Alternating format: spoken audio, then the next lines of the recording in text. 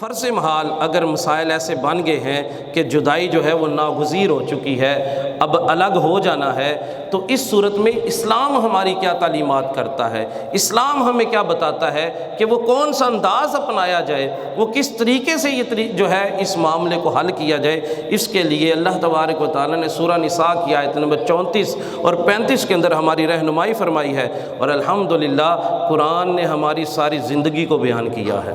قرآن وہ کتاب ہے جو ہماری پیدائش سے لے کر کے قبر تک، نہ صرف قبر تک بلکہ قبر کے بعد حشر کے معاملات اور حشر کے بعد جنت اور دوزخ کے معاملات کو بھی بیان فرماتا ہے۔ ہماری ہدایت کا منبع جو ہے وہ قرآن مجید ہے۔ اور آج اگر معاشرے کے اندر طلاق کی ریشو بڑھ رہی ہے، اگر معاشرے کے اندر تعلقات کے ٹوٹنے کی ریشو بڑھ رہی ہے، تو اس کی ایک بنیادی وجہ، میں ایک ریسرچ پیپر پڑھ رہا تھا، اس میں لکھا تھا کہ جو یہ والا ہماری جو نوجوان نسل ہے، ان کا انداز اس طرح کا بنانے میں سب سے بڑا رول جو پلے ہو رہا ہے وہ ہمارے فلمیں اور ڈراموں کے اندر پلے ہو رہا ہے۔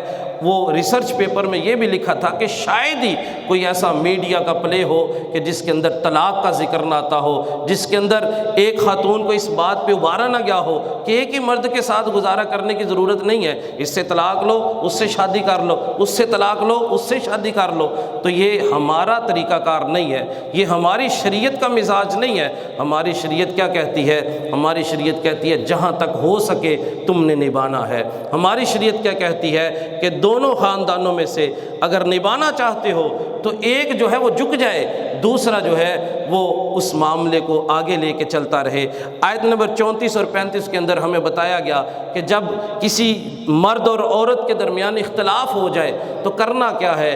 کرنا یہ ہے کہ مرد جو ہے وہ پہلے اس کو سمجھائے۔ یہ قرآن کی بات سنا رہا ہوں، سمجھائے، سمجھانے کے بعد اگر بات نہیں بنتی تو چند دنوں تک اپنا بستر الگ کر لے، اگر پھر بھی بات نہیں بنتی پھر کسی حد تک ڈانٹ ڈپٹ کی جو ہے وہ اجازت ہے، اور پھر اس کے بعد بھی اگر بات نہیں بنتی تو پھر آیت نمبر 35 کے اندر جو ہے وہ بڑا ہی خوبصورت درس دیا گیا ہے۔ وہ کیا فرمایا گیا؟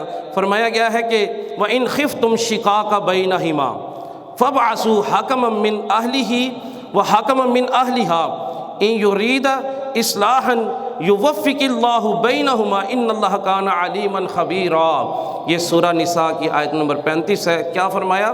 اور اگر تم کو میاں بیوی کے جھگڑے کا خوف ہو، اب یہ خوف ہو گیا ہے کہ اب وہ جھگڑا ہو پڑے گا، اب جو ہے وہ قطع تعلق ہو جائے گا، کسی طریقے سے یہ نباہ نہیں ہو پائے گا۔ قرآن کیا کہتا ہے؟ قرآن یہ کہتا ہے اگر تم کو میاں بیوی کے درمیان جھگڑے کا خوف ہو، جھگڑے کا خوف ہو جائے تو کرو کیا؟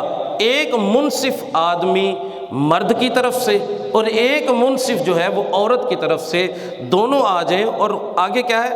اِن یرید اصلاحا، اگر وہ اصلاح کرنا چاہتے ہیں نا، اگر وہ دونوں جو ہے وہ جو ایک مرد کی طرف سے بندہ آیا ہے، ایک عورت کی طرف سے آیا، اور ان کی نیت بھی اصلاح کی ہونی چاہیے۔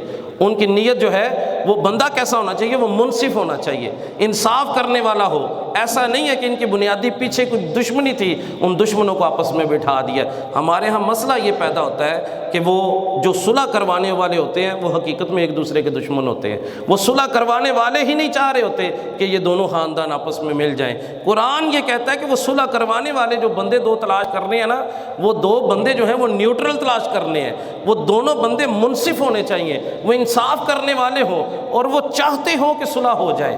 دیکھیں قرآن کا مزاج، یہ کون تعلیم دے رہا ہے؟ یہ ہمارا رب ہمیں تعلیم دے رہا ہے۔ اور انداز دیکھیں کہ انداز پھر بھی وہی ہے، کسی طریقے سے نباہ کر لو، کسی طریقے سے جڑ جاؤ آپس میں، کسی طریقے سے رشتے کو توڑو نہ، کسی طریقے سے طلاق تک بات نہ آنے دو، کسی طریقے سے یہ تعلقات قائم رہنے دو۔ کیا ہے پھر؟ فرمایا کہ وہ جو منصف ہیں، انصاف کرنے والے ہیں، وہ دونوں آ جائیں، اور نیت ان کی اصلاح کی ہونی چاہیے۔ جب ان کی اصلاح کی نیت ہے تو رب تبارک و تعالیٰ کیا ارشاد فرماتے ہیں اپنی طرف سے؟ رب فرماتا ہے یوفق اللہ بینہما، تو پھر اللہ تبارک و تعالیٰ خود ان دونوں کے درمیان اتفاق پیدا کر دے گا۔ رب اتفاق پیدا کر دے گا، رب کی طرف سے اتفاق پیدا کر دیا جائے گا۔